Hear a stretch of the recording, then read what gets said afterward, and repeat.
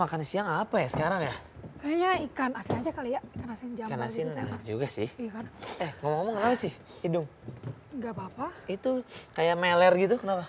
Iya sih, tapi kayak nggak tahu ya, alergi kali ya. Akhir-akhirnya emang suka meler sih. Emang sering kejadian kayak gitu? Iya. Yakin? Iya sering sih, tapi Sering? alergi. Masa sih? Siapa tahu infeksi nggak tahu kan? Enggak, masa sih? Tapi baca-baca tuh ada juga tahu. Yang Apaan? gejalanya pilek-pilek, taunya pas dicek ternyata ada tumornya di hidung. Hah? Aku bukan nakut-nakutin ya, tapi memang katanya Masih? ada juga. Tapi ini alergi kok, beneran. Ya tapi bagusnya sih diperiksa, udah pernah periksa belum? Belum, tapi masa alergi bisa bikin sampai ke kanker-kanker segala sih? Siapa tahu, tapi kan kita juga harus waspada loh ke arah-arah sana loh. Iya sih. Daripada kita nanya-nanya nih ya, hari ini tuh topiknya menarik loh. Kenapa? Tentang Soal apa? kanker nasofaring. Tahu nggak kanker nasofaring itu apa? Kanker nasofaring, berarti hidung sama tenggorokan? Iya, di daerah situ lah, di hidung Daerah situ lah ya, tenggorokan. iya kalau daerah Monas kan kejauhan. Kejauhan ya Monas ya. Bener-bener. Iya. Yaudah deh, biar aku sekalian mau nanya-nanya nih, apakah aku ini termasuk faktor resiko alergi kayak gini betul. ya Kita kan? sekarang tanya sama Yaudah, pakarnya ya. kita buka dulu kalau Buka gitu ya, dulu, buka oke. dulu. Oke, selamat pagi Indonesia. Halo. Semoga semuanya dalam keadaan yang sehat dan bahagia. Tentunya kembali lagi dengan saya, Clara. Dan Davi. Hanya di Halo Dokter, karena sehat itu asik. Nah hari Oke. ini tuh kita ingin memastikan ya apakah meler-meler aku ini akhir-akhir ini kan sering meler ya. Kayak kemarin iya, hari ini iya. Sampai di notice loh sama Davi ya. Iya, betul. Apakah ini termasuk faktor resiko? Nah, Waduh. makanya kita harus tanya nih. Betul. Nah, hari ini kita kedatangan siapa? Narasumbernya ini menarik banget. Ada Dr. May Risanti Sirait SPTHTKL. Dan juga ada yang kedua itu praktisi pola hidup sehat. Itu ada Dr. Faidon L. Toruan MM. Oke, berarti kita ada dokter spesialis THT Jadi dan juga praktisi kesehatan, Oke. pola hidup sehat. Jadi di sini selain kita ngebahas apa itu kanker nasofaring, nah kita bisa bahas juga nih pencegahannya apa. oke, apa yang harus kita lakukan ya biar Pola nggak hidup makin sehatnya meler kayak misalkan. gimana untuk Oke. mencegahnya gitu. Wah ini menarik sekali Jadi sih. buat pemirsa kalau mau nanya-nanya juga bisa Kemana lewat nih? DM ke @halodokter_tvri. Oke. Jadi kita yang melewat dulu baru nanti kita tanya-tanya ya. Oke, berarti Oke. kita panggilkan narasumber dulu? Enggak dong Enggak tentunya. dong, Setelah yang nanti. satu ini hanya di Halo Dokter karena sehat itu Asik. asik.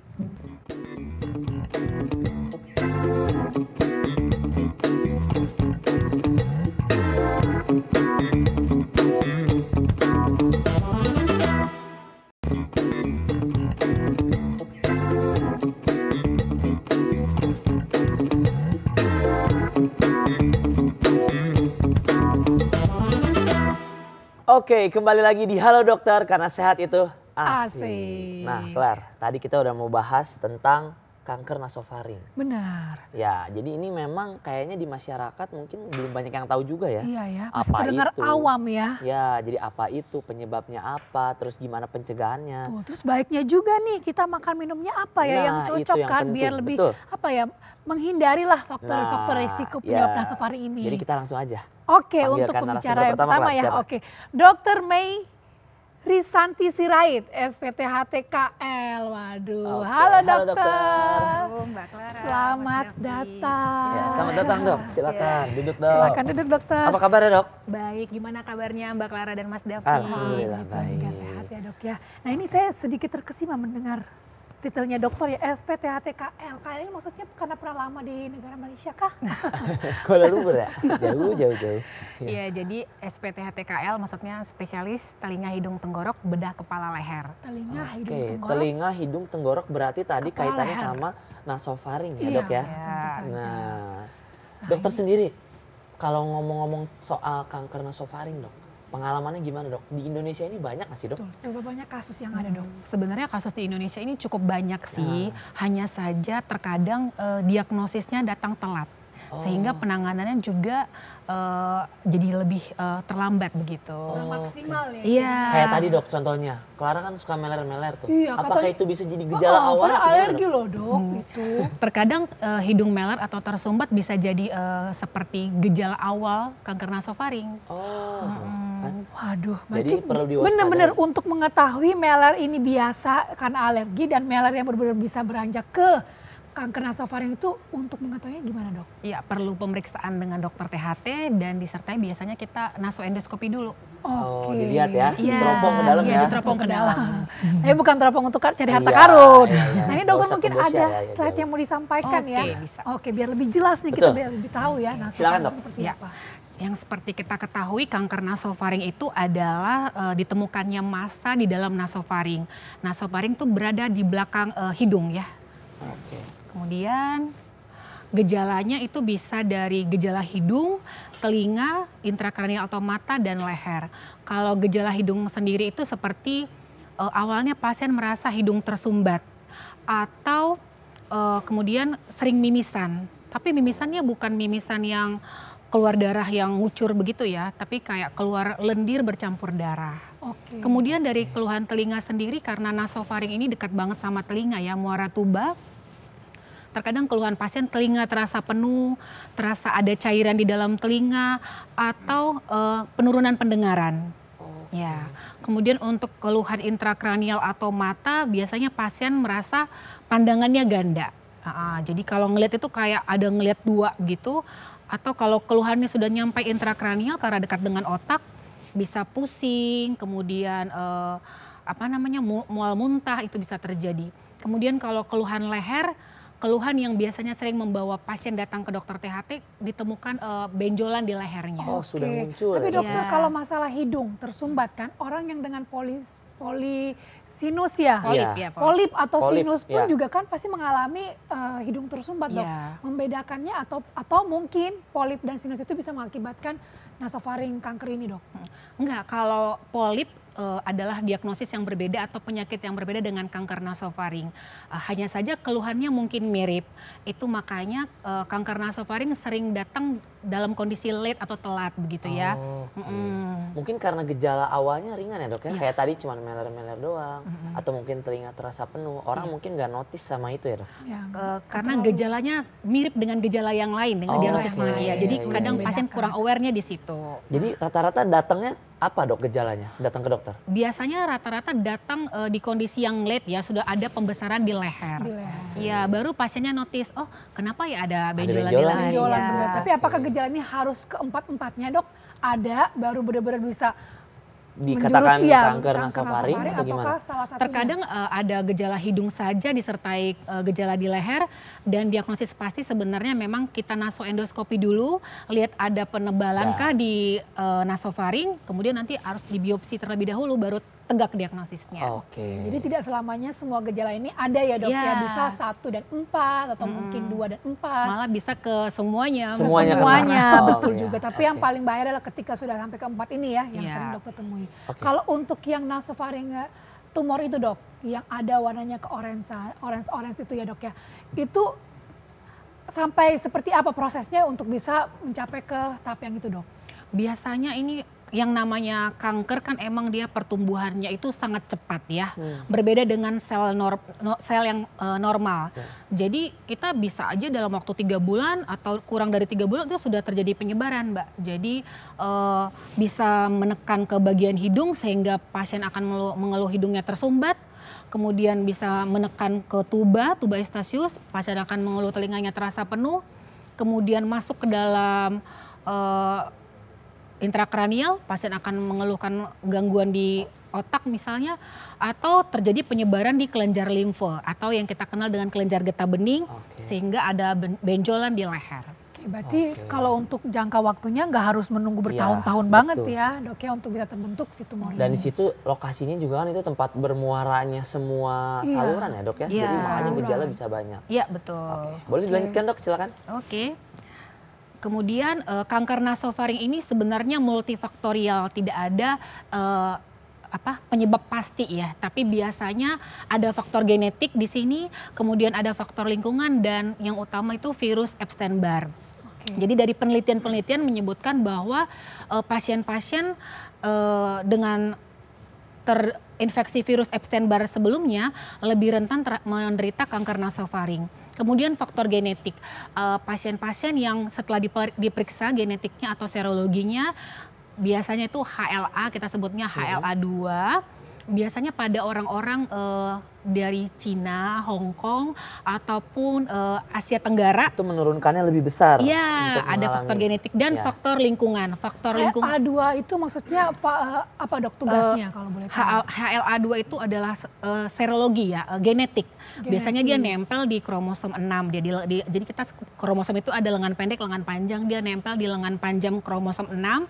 Biasanya itu pada orang-orang Mongol ya, orang Mongol ataupun orang di Asia Tenggara. Jadi memang kanker nasofaring ini sering ditemui malah di daerah kita, Asia Tenggara atau di daerah Asia Cina atau gitu ya, Hong Kong. Berarti gitu. memang khas dari ras tertentu Iya, ras ya, udah tertentu, memiliki betul. HL2 itu. Tapi mungkin bisa juga terjadi di Eropa sih, cuman jarang. Jarang. Kalau yang virus Epstein-Barr itu dok berarti kaitannya sama gejala tadi yang ringan tadi kayak ada meler, mampet itu gimana dok? Sebenarnya virus Epstein-Barr ini kemungkinan dari antara kita sih sebenarnya mungkin saja sudah terinfeksi sih. Ya. Hanya saja ada faktor lain nggak? Jadi kalau cuman virus Epstein-Barr aja tidak belum tentu bisa menyebabkan kanker nasofaring, tapi harus dibarengi dengan faktor genetik dan faktor lingkungan. Tadi juga yang multifaktorial tadi kan Ya. dok, karena kan bisa aja misalnya saya kena infeksi Epstein-Barr virus ya bisa sembuh sendiri kan namanya virus kan dok? Iya, tentu betul. Tapi ada faktor lainnya juga. Nah, faktor lingkungan nih Nah dok. ini betul yang menarik ya. Menarik nih, Yang gimana, paling Dok? banyak ditemui di Indonesia khususnya dok. Iya. Apakah lingkungan yang toksik itu menjadikan kita menjadi Bisa aja kanker nih, nasofaring? Dok, ya. Gimana tuh dok? Iya, jadi faktor lingkungan makanya ini paling sering terjadi pada laki-laki karena biasanya kan laki-laki itu nggak semua ya, tapi perokok, ya kan itu jadi sebagai faktor resiko ya, bukan faktor penyebab ya, jadi sebagai faktor pendukung ya. Ya. Merokok, kemudian yang paling sering ditemui ini adalah makan makanan yang berpengawet, seperti ikan asin, ya. Betul. Soalnya, Kesukaanku lagi. iya, betul. Soalnya gini dok, saya suka baca-baca juga. Kan di daerah Indonesia ini kan ada daerah pantai, Betul. kan pasti ada produksi ikan asinnya juga. Benar. Ternyata banyak ya orang-orang di daerah pantai itu ternyata terkena kanker nasofaring. Ya, karena makanan berpengawet itu pada akhirnya akan memproduksi yang namanya nitrosamin.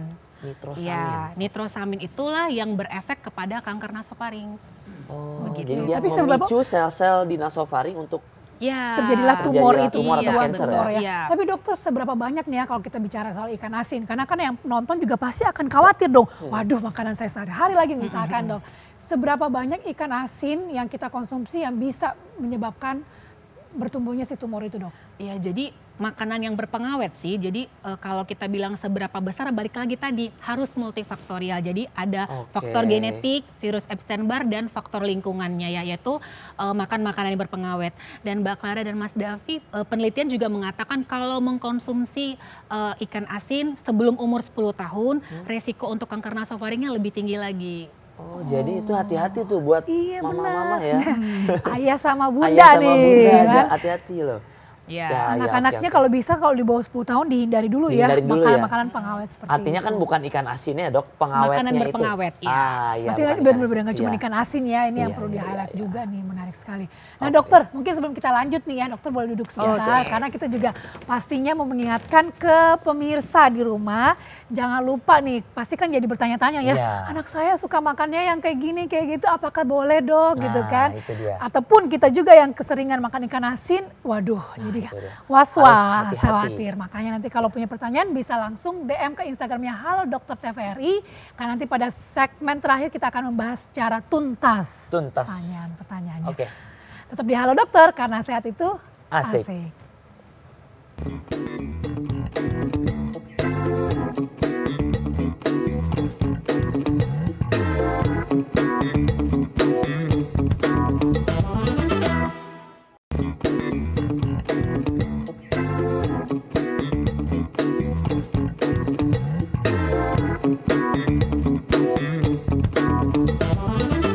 Kembali lagi di Halo Dokter karena sehat itu asik. Asik. Nah ini kita masih pada semangat membahas soal ikan asin.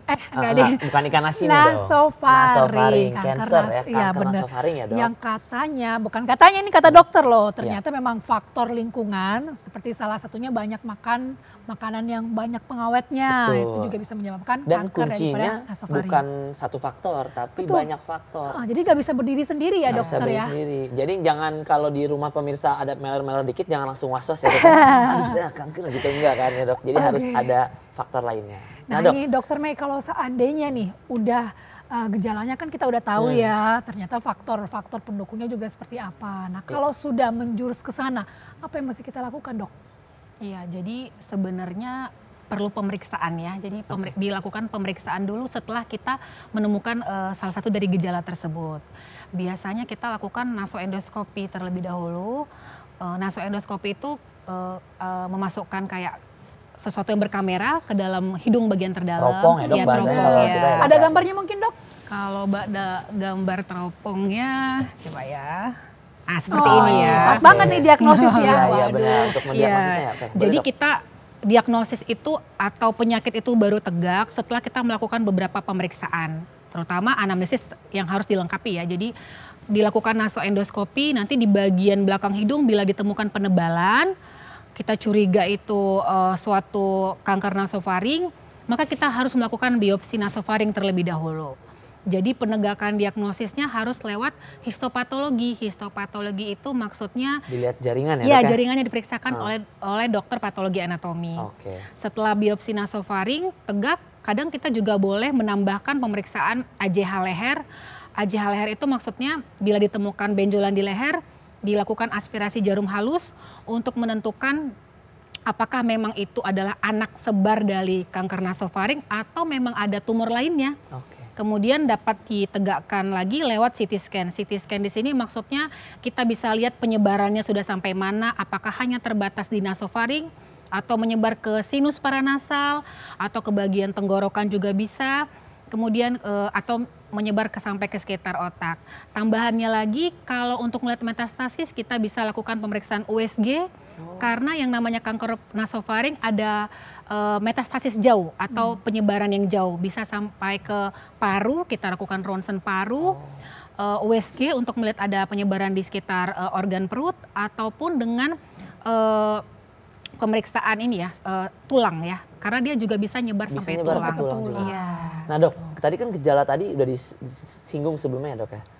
Itu pasien misalnya nih ada gejala apa yang memang harus benar-benar melakukan diagnosis ini tuh kalau gejalanya kayak gimana dok? Biasanya sih keluhan hidung tersumbat disertai keluar lendir darah. Oh, Kemudian tidak ada gangguan di telinga tapi pasien mengeluh penurunan pendengaran atau telinga terasa penuh. Kemudian biasanya sih pasien-pasien datang setelah ada benjolan di leher sih. oh jadi karena nggak aware dengan gejala yang Ya, tadi ya. Jadi mungkin pemirsa bisa aware nih sama gejala-gejala tadi ya. Ada tersumbat. Tersumbat ini terus-menerus atau berulang hilang timbul dok? Biasanya dirasakan mungkin 2 bulan terakhir dok saya merasa hidung saya tersumbat. tersumbat. Nggak mungkin dalam jangka waktu yang lama karena Oke, namanya oke. kanker pasti dia cepat ya onsetnya. Oh, gitu. Konsepnya oke. Oke. Baik dokter. Silakan dokter mungkin Boleh dilanjutkan. lanjutkan Oke. dok. Kemudian untuk kanker nasofaring ini sebenarnya kalau kita temukan dalam stadium awal itu kemungkinan sembuhnya itu prognosisnya lebih banyak gitu ya. Maksudnya peluang untuk hidupnya itu lebih besar gitu. Hanya saja yang seperti saya sebutkan tadi kemungkinan untuk terdiagnosis awal itu sangat jarang ya. Jadi biasanya terapinya radioterapi. Radioterapi itu untuk stadium 1 atau stadium 2A. Kemudian radioterapi yang disertai dengan kemoterapi itu untuk stadium 2B sampai stadium 4. Dan yang paling penting juga untuk mencegah ya tentu perubahan gaya hidup ya. Gaya hidup. Oke. Tapi sebelum masuk ke gaya hidup dokter, kalau saya tadi ada benjolan tadi, itu kalau di rumah yang perlu kita lakukan pertama ada nggak dok? Mungkin mengompres ya kan, Ya, takutnya kan mungkin ada yang ya. kayak benjolan gitu dipikirnya bisa. dikompres bisa lah tuh. Kalau arahnya ke benjolan akibat penyebaran limfe kanker nasofaring sebaiknya tidak diapa-apakan. Oke. Tapi itu nyeri nggak sih biasanya Bener, dok, pasien baru mau pulang? ditanya, Oke. bengkaknya tuh ada karakternya gitu Iya, ya, dia tuh udah nyerinya nyeri atau atau mungkin enggak sih, lebih dok? keras atau seperti apa dok? Nah jadi khasnya kalau kanker nasofaring emang benjolannya tidak nyeri.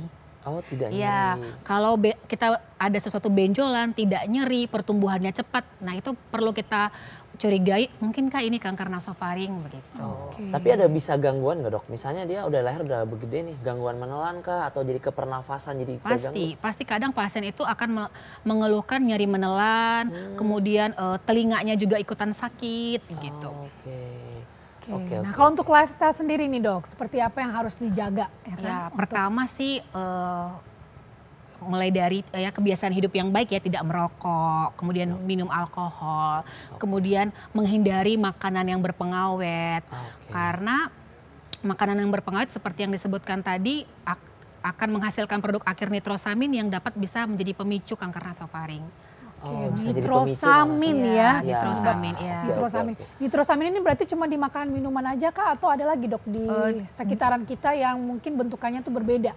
Enggak sih, jadi dia dari makanan yang berpengawet saja, produk akhirnya. Produk akhirnya. Nah dok, tadi lifestyle, terapi, ini saya menarik nih, radioterapi dan kemoterapi. Berarti bisa sembuh dok? Jadi kalau stadiumnya 1, itu peluang bisa sembuhnya sampai 90%. Sembuh itu gimana dok? Sembuh hilang itu tumornya kah atau gimana? Nah jadi kalau yang namanya kanker memang tidak ada yang bisa dibilang sembuh ya. Bukan jadi kayak orang demam minum obat demam hilang ya demamnya. Jadi istilahnya kita sebutnya complete respon ya, complete respon. Jadi biasanya kita lihatnya nanti dievaluasi setelah sembuh ya, dievaluasi 3 bulan, kemudian 6 bulan, setelah itu per tahun. Gitu. Tetap harus ada evaluasi ya. Itu secara berkala juga ya dok ya berarti. Nah kalau udah masuk ke kemoterapi itu gimana dok? Tadi kan stadium 1 radioterapi ya? Iya radioterapi. Kalau kemoterapi gimana? Kemungkinan sembuhnya? Nah kalau kemoterapi sih semakin tinggi stadium kemungkinan untuk peluang sembuhnya itu memang semakin kecil ya. Jadi biasanya kalau sampai yang terakhir bisa peluang hidup sampai 5 tahun itu biasanya 40 sampai 55%. Jadi sebenarnya pencegahan itu emang lebih baik ya dok, Iya, karena kalau tentunya. udah kena harus diterapi, belum kena efek samping terapinya kan? Betul, Kan betul. namanya kemoterapi kan Iya, banyak beredar beritanya ya, betul. ada efek samping apalah gitu kan. Udah gitu nggak 100% akan sembuh total ya dok ya. Iya.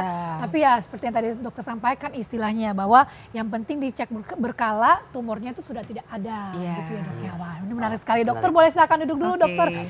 Nah ini masih menarik terkait lifestyle ya Davi ya. Betul. Lifestyle ini kan berarti tergolong di dalamnya makanan dan minuman juga. Tadi dokter udah sampaikan bahan pengawet itu yang coba kita itu hindari. dia. Tapi kan tidak bisa dipungkiri dokter, zaman sekarang itu makanan dan minuman yang berbahan pengawet itu makin banyak. Makin banyak, benar. Iya kan, Ya, sampai apalagi bahkan sekarang. kita lupa yang alami, yang bergizi itu yang seperti Iya, apa seperti gitu apa, kan. betul. Iya, kayaknya Nah. semua udah pakai pengawet ya. Iya kan Iya. gitu. Ya benar. Nah, narasumber kita yang kedua ini akan berbicara lebih kepada apa yang harus kita siapkan dong ya. Iya, jadi untuk makanan mungkin minumannya. lebih ke lifestyle juga ya, ke Bener, pencegahan nyambung juga. dong berarti ya. Ya, jadi ngomongin masalah makanannya, pola hidup sehatnya kayak gimana. Betul. Mungkin apakah ada tips untuk olahraga atau aktivitas fisik yang bisa mencegah Lainnya benar pemirsa untuk gitu. menunjang nih agar supaya kita benar-benar terhindar dari si nasofaring Oke. ini. Langsung saja kita panggilkan Dr. Paidon L. Toruan MM, praktisi pola hidup sehat. Oke. Halo Dr. Pai. Halo dok. Ini masih bermain-main dulu dengan pintu ya. Dokter, Apa kabar dok? Ya. sehat ya dok. Dokter boleh bergeser, dokter Fedi sampai sini. Ya. Ya, Apa kabarnya dok? dahsyat, salam sehat. Berkat Tuhan Yang Maha Kuasa kita bisa ngumpul-ngumpul, kita bisa berbagi tips hidup sehat. Asik. Karena memang sehat itu asik ya. Karena saya itu emang asik benar. Betul Nah sekali. dok, tadi kita udah bincang-bincang dok tentang kanker nasofaring. Ih, takut ya kalau dengar nama kanker. Kalau kanker tuh udah takut dok, apapun jenis kankernya ya. Termasuk kantong kering. Wah Nah, itu emang lebih lebih- menakutkan dok. Tapi itu terjadi secara berkala dok. Akhir bulan kan? Setiap akhir bulan. Ya itu setiap akhir bulan ada terus ya. Ya. Iya betul. Mudah-mudahan, oh apa nih kanker yang mana nih? Kanker Kantong kantong kering. kering tadi dok. Kalau dokter kayaknya nggak deh, basah terus Iya. ya. Iya, terus, oke kita ngomongin kering dan basah ini mau mengingatkan ke pemirsa juga nih ya. Iya.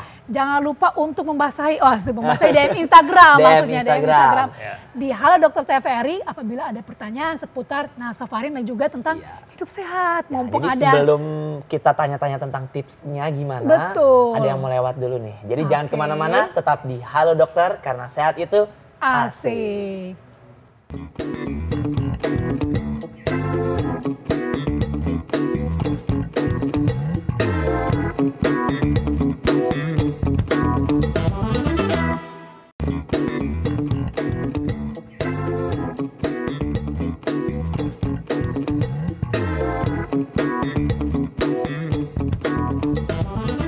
Oke, kembali lagi di Halo Dokter karena sehat itu asik. Asik. Nah, tadi sudah membahas tentang kanker nasofaring itu kayak gimana oleh Dokter Mei. Sekarang kita ada Dokter Fai yang akan membahas tadi mungkin lebih ke lifestyle mungkin dok ya. Iya.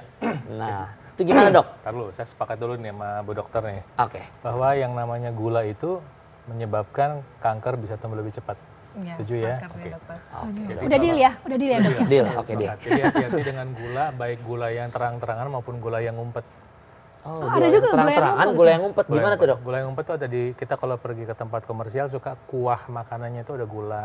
Sambalnya ada gula. Dimasakkan berarti ya dok ya? Iya, jadi saya pernah suatu pagi itu, saya pengen hidup sehat, makan nasi merah, ada sayur lodeh, dan telur yang bulat tuh, yang nggak digoreng. Karena saya milih, kalau saya makan sehat itu makan buah 3 kali sehari, karbohidrat sehat, menunya nggak digoreng. Nah pagi-pagi itu di pedagang, sayur lodeh itu, saya beli itu. Nah, pernah satu pagi saya datang, terlalu pagi, dia belum jualan, dia ngambil sambal, kemudian ngambil itu dong gula 1 kilo, bungkusan 1 kilo, dimasukin ke dalam sambalnya diulek. Baru saya, oke, saya harus mengingatkan bahwa hati-hati juga dengan sambal karena bisa dicampur gula.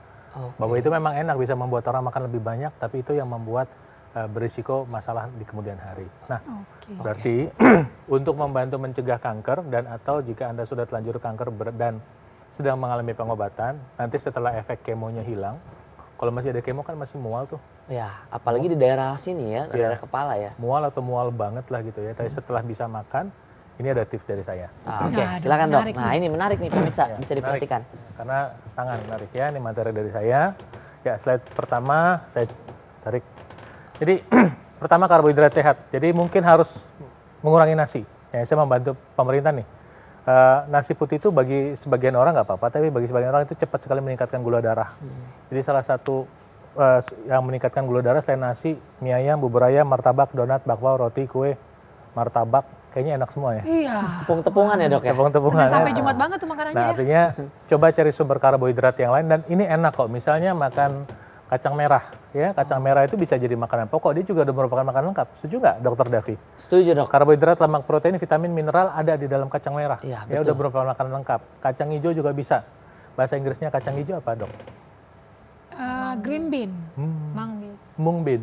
Oh gitu, udah ganti nama ya? Ganti nama. Udah ganti nama, Dan udah kemudian baru ya. ada kacang lentil. Bisa aja nggak sih? Kacang lentil. Nah, kalau Anda ke Timur Tengah, dimanapun di Santeri Timur Tengah, mesti tahu makanan ini. Namanya humus. Itu sejenis apa dok? Ini kacang lentil yang diulek, jadi kayak bumbu. Ntar orang biasanya colokin roti atau apa ke sini. Jadi ini merupakan, dimakan begini aja udah enak. Oh digituin Kalau aja. kacang merah ini berarti tinggi karbohidratnya dok? Cukup, nggak tinggi. Cukup, nggak tinggi. Jadi sebetulnya Anda nggak perlu makan nasi pakai kacang merah. Kacang merah aja Iya. udah cukup gitu. Karena Udah kan ada kita pasti karbohidratnya ini ya? dihitungnya kayak sayur ya, jadi makan Ini udah nasinya makanan yang lengkap, banyak namanya terus gitu. complete food. Complete Oh, oke. food. Ya, jadi ini contohnya, jadi mulai sekarang tukar karbohidratnya nih salah 3 ya. Salah Kalau 3, ada dapat 3 soalnya. 7 ya. Oke. Yang kedua adalah Nah, yang kedua untuk membantu kesehatan kita, untuk membantu tubuh kita mengatasi kanker, salah satunya adalah membantu kesehatan liver. Karena liver ini adalah organ yang bertugas melakukan proses detoksifikasi.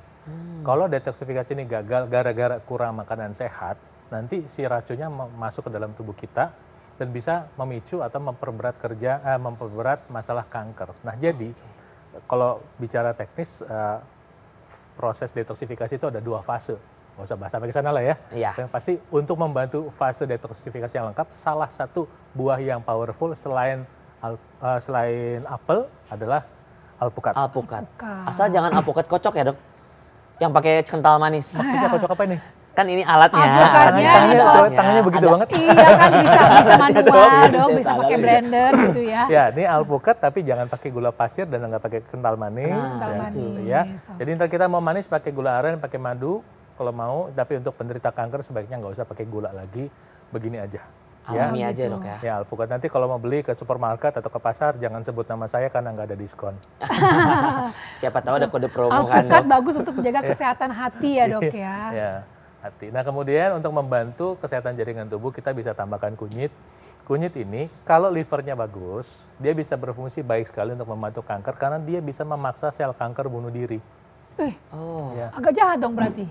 Bukan, kanker itu kan jahat nih. Iya. Jadi dia nggak mau mati itu. Tapi Itu- kan dia maksa untuk bunuh diri, berarti Jadi siapa yang jahat dok Kalau sebenarnya? si sel kankernya mati kan bisa dikurangin. Iya. Gitu. Jadi si kankernya kayak begitu ada kunyit, ini pakai bahasa awam ya, begitu ada kunyit, si sel kankernya seperti dikasih komando sama si kunyit, hai kanker, ayo kamu mati sekarang, Oh, jangan ganggu langsung keluarga. mati. Gitu ya. Kira-kira. Nah ini nanti kalau baca ini fitokimianya banyak sekali di dalam kurkumin, ini memang membantu kesehatan untuk membantu pemulihan orang yang menderita kanker. Jadi Dan ini bisa banyak disarankan. di Indonesia ya, Dok? Banyak di Indonesia, harganya enggak. murah, nggak bisa tambahkan kayu manis, sehingga buat penderita diabetes juga ini, yang tentu penderita diabetes rentan terkena kanker ya, ini membantu mengontrol gula darah.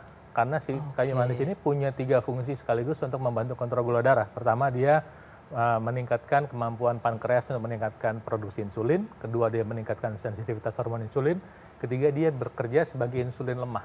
Jadi mantap ya, tinggal ditambahin begini. Nah, kalau memang pengen ada rasa-rasanya sedikit, misalnya Anda nggak mau pakai yang manis, Anda bisa pakai santan segar. Santan segar itu artinya santan peres sendiri. Hati-hati kalau Anda pergi ke pasar, kadang-kadang dia dicampur air, itu airnya air mentah. Itu bikin sakit iya perut. itu. Jadi karena blender sendiri atau parut sendiri, peres, nanti campurkan dengan kunyitnya.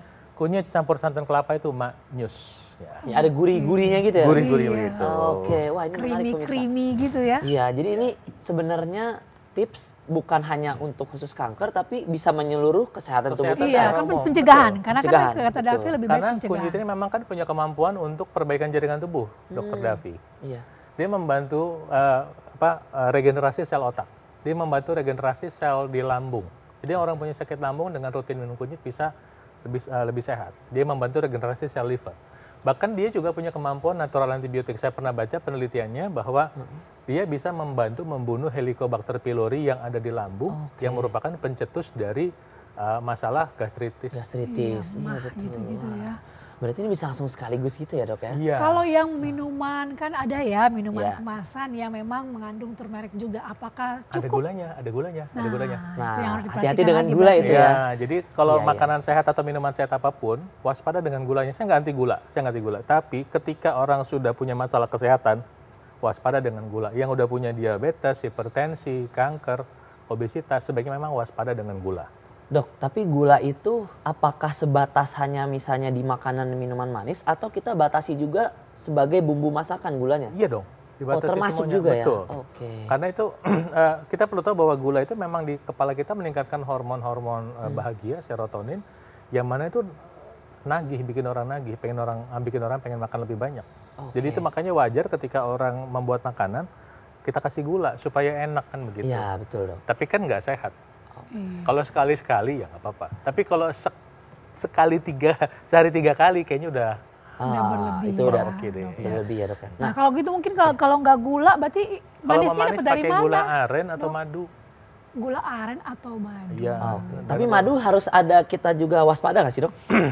Kan banyak juga ya zaman sekarang ada juga maksudnya madu-maduan. madu di kemasan. Oh, ya ada. Jadi ada yang menjual madu itu merupakan karamel. Oke. Gula yang dipanasin, Nah, kemudian dibilangnya itu madu. Nah, itu dia, Dok. Ya, sama satu lagi madu yang tidak disukai sama Dokter Clara itu di madu. Aduh, itu bikin jadi sakit Memang ya. harus dihindari sih. Akan itu ya. menjadi toksik ke hati jadinya. Hati yang ini tapi. Kalau toksik hati berarti makan alpukat yang banyak. Ada bukan yang banyak betul. Keliling dia ya. Oke, ini menarik nih. Ini soalnya ini bahan-bahan makanannya pun banyak di Benar. Indonesia. Banyak, harganya ekonomis. Ekonomis, betul. Mudah, kemudian kita bisa bikin rasanya bisa macam-macam. Misalnya Anda mau kombinasi kunyit dengan lemon, madu, enak. Kunyit dengan santan itu enak gitu. Kan ada trennya pernah minum santan sama kunyit. Orang di Thailand juga suka itu. Iya, karena apa tuh namanya yang mangga pakai santan, Iya. ketan pakai santan. Santan gitu. itu sehat loh. Santan Oke. itu Tapi ketika kan santan lemaknya ya dok ya, orang kan takutkan lemaknya. lemak jenuh tapi tidak jahat. Lemak jenuh tapi tidak jahat, menarik nih. Itu gimana, Ya. Dok? Jadi dia itu santan itu justru sebetulnya punya kemampuan membantu pengenceran darah secara alami selama dia nggak dimasak. Oke, selama nggak dimasak. Selama Selama nggak nggak dimasak, selama nggak dipanasin. Kalau kita parut kelapa minum begitu fresh santannya, itu justru membantu pengenceran darah. Dia punya kemampuan antivirus. Atau pernah tahu nggak bahwa di dalam santan kelapa itu ada minyaknya? Iya. Nah, Oke. Kalau mungkin cuma diambil minyaknya, mungkin pernah dengar namanya VCO, virgin Iya. coconut Iya, oil, ya betul. kan? Nah itu asamnya asam laurat, nah, salah Asam satunya. laurat Nah, ya, bukan cinta Laura. Bukan. Aduh. Asam Ya, bukan laurat. itu ya. beda. Nah itu ternyata punya kemampuan meningkatkan kekebalan tubuh menghadapi virus. Gitu. Oke. Ya, Berarti santan fresh itu bukan yang dimasak jadi gulai, bukan ya? iya. Itu udah beda Itu lagi beda cerita ya. cerita, Beda lagi beda kalau- konsepnya. Itu beda. Bukan berarti nggak boleh makan gulai ya sekali-sekali, tapi kalau 3 kali sehari makan gulai ya beresiko lah itu Wih, pasti. malah ngalahin betul, jadwal minum betul. obat ya. Betul, Dok, ya. betul. Iya. Wah ini menarik Nah, sekali Dok, ya. ini menarik Kalau udah soal ngomongin gula, Dok. makanan dan Iya. gula apalagi. Nah, soal gula dok, gimana kalau misalnya orang-orang kan mikir sekarang pakai gula alami, ada yang mengklaim bahwa gulanya dari buah-buahan alami, ada gula sehat. Nah itu beda atau gimana dok? Ini gula itu pada dasarnya natural itu, kita bagi dua aja ya, gula natural sama gula sintetis. Oke. Oke, gula natural itu dalam bentuk aslinya atau dalam bentuk udah tinggal ambil gulanya aja sama sintetis. Nanti gula yang udah gulanya aja, misalnya gula tebu kan ini, yang kemudian ntar diolah, diputihkan. Nah ini yang kurang sehat. Nah, tapi kalau misalnya dalam bentuk buah-buahan, gula dalam buah-buahan itu masih tanda kutip lebih sehat, bukan 100% lebih sehat ya, tapi lebih sehat. Kenapa? Karena kalau kita makan buah, itu gula dalam buah itu kan pertama tidak satu macam. Oke. Kedua, biasanya gula dalam buah itu ada teman-temannya, ada vitamin, ada mineral, Ya. termasuk misalnya ada kromium, ada magnesium yang membantu kontrol gula darah. Oke. Dan kemudian ada serat larut, serat tidak larut yang membantu memperlambat kenaikan gula Kenaikan darah. gula darah. Apalagi kalau kita makan buah sama kulitnya, kecuali durian ya. Aduh. Kayaknya kalau makan Ya kulit kalau ada durian- yang mau sih bisa sih itu jadi rekor nanti ya. Iya. Rusak Nah, dong kalau ya. kita makan apel lambungnya. misalnya gitu kan ada gulanya tapi ada kulitnya yang memperlambat kenaikan gula darah. Oh jadi memang makan buah itu harus dengan kulitnya itu Enggak ya? semua. Nggak semua Iya sih. tadi duren, tapi kayak apel aja kayak gitu ya. Iya, Oke dokter, ini menarik sekali Menarik. penjelasan dokter ya. Dan ini pasti pemirsa juga banyak yang ingin nanya juga. Pasti, Nah, karena kalau ngomongin makanan kan orang jadi harap-harap betul, cemas ya, iya. dok Jadi ya. pemirsa kalau yang mau nanya bisa langsung aja DM ke Instagram kita ke @halodoktertvri. Jadi tanya aja mau tentang kanker nasofaringnya atau pencegahan terutama dari makanan bisa langsung tanya. Karena Jadi setelah ini kita akan jawab semua pertanyaan pemirsa dan tentunya tetap di Halo Dokter karena sehat itu Asik. asik.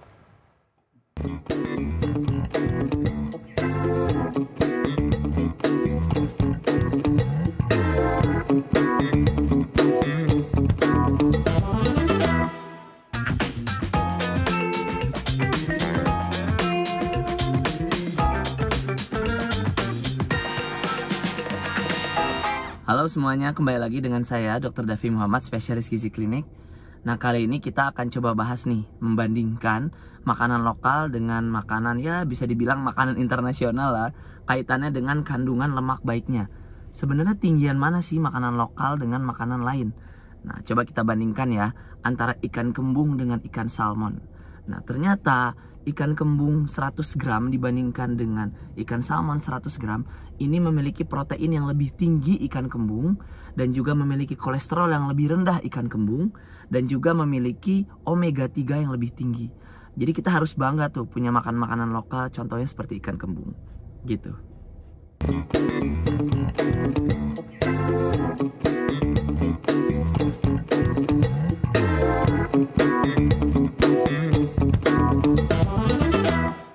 Oke, kembali lagi di Halo Dokter karena sehat itu Asik. Ini masih seputar kanker nasofaring Tentunya. dan yang lebih tidak kalah menariknya adalah Makanan. pencegahan. Salah Ya, ya, makanan juga pencegahan. menarik sih, bikin kenyang cerita makanan Oke, tuh ya. Karena dari tadi pembahasannya dokter Pak ini kan terkait makanan yang Iya, alami ya, yang sebagai bahan alami, makanan alami yang gitu. alami.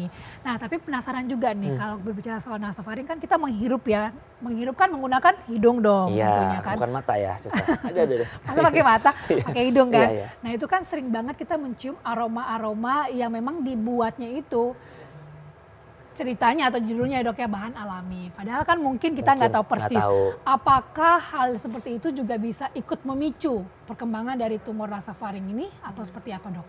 Mungkin ke dokter Mei dulu nih. Jadi seperti yang saya bahas tadi, kanker nasofaring kan multifaktorial. Jadi menghirup asap rokok ataupun sesuatu yang wangi itu bisa jadi pemicu faktor risiko. Tapi untuk kanker nasofaring sepertinya hanya sebagai faktor tambahan ya. Oke. Kalau untuk sesuatu yang wangi itu mungkin lebih ke kanker sinonasal. Hal yang berbeda lagi. Area berbeda lagi. Iya. Oke, berarti lebih depan lagi ya dok ya? Iya. Oke.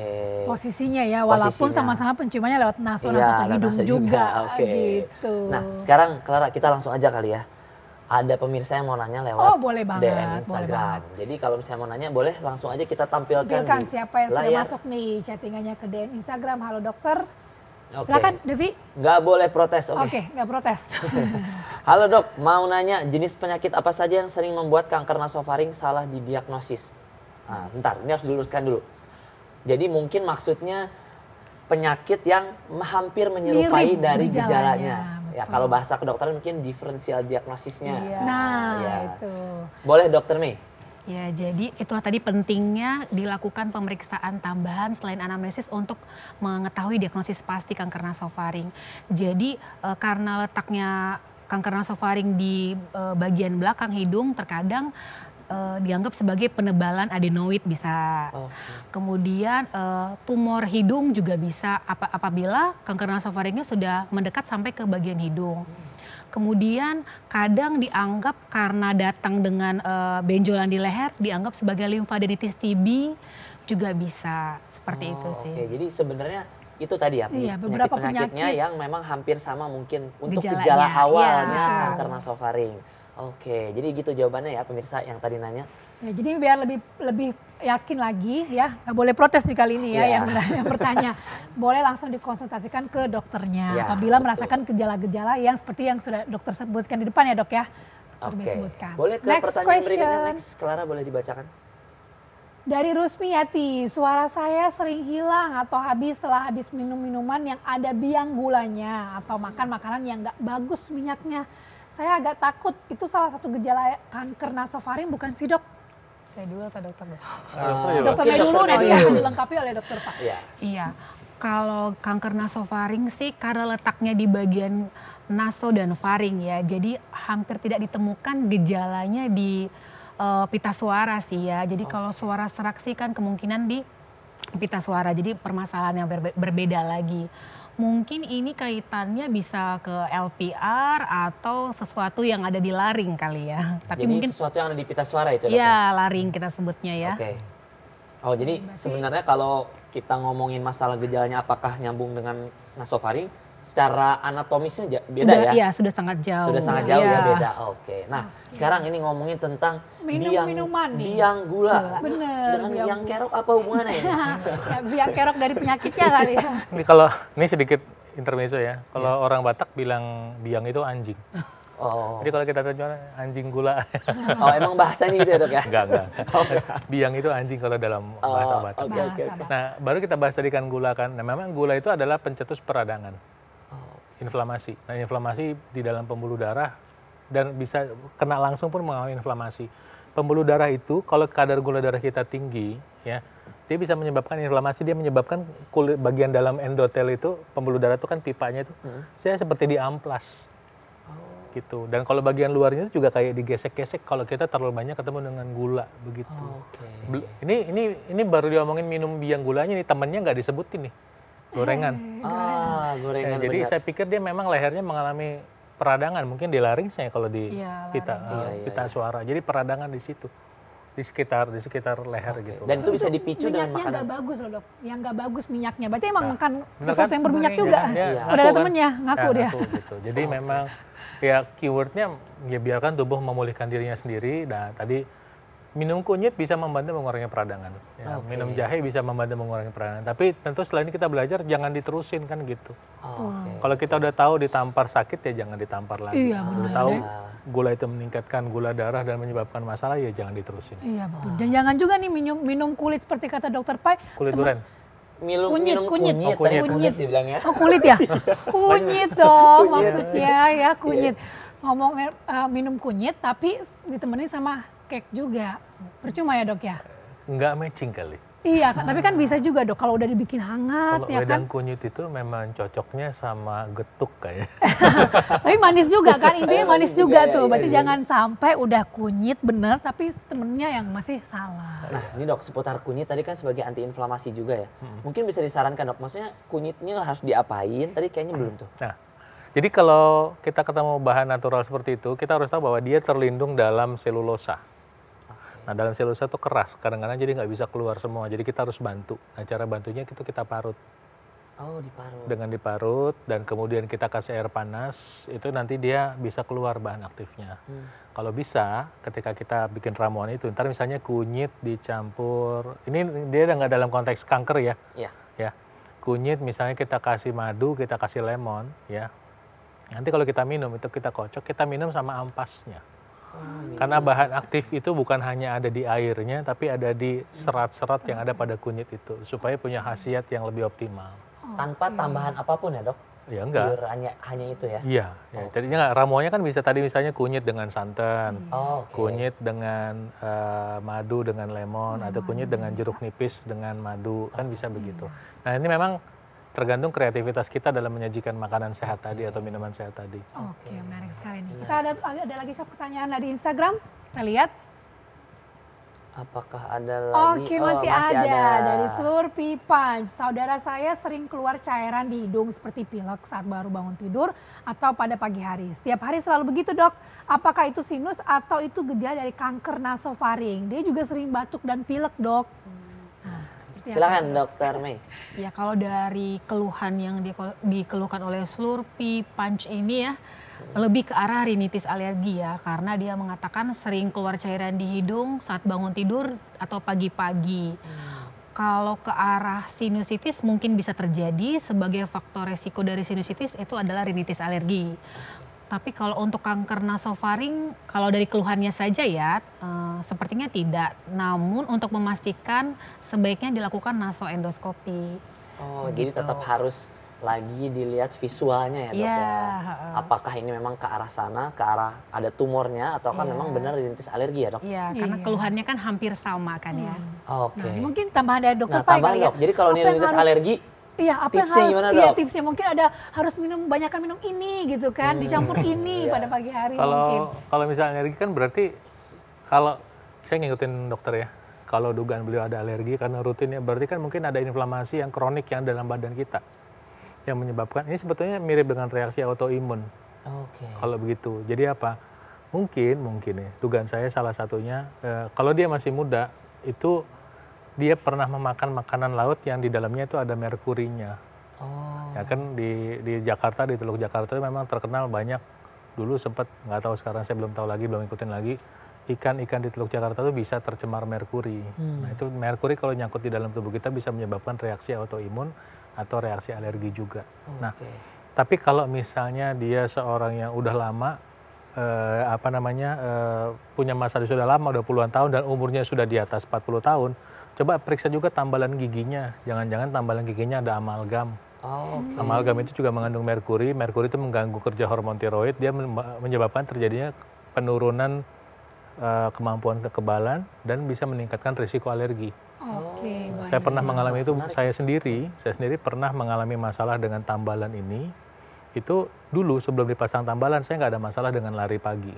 Tapi ketika dipasang tambalan, setiap saya lari pagi saya merasa gatal. Kemudian itu saya ditambal sekitar tahun 98-an ya. Kemudian saya baru mengerti fenomena itu sekitar tahun 2001-2002, tapi saya mau take action sekitar 2005. Jadi udah panjang sekali.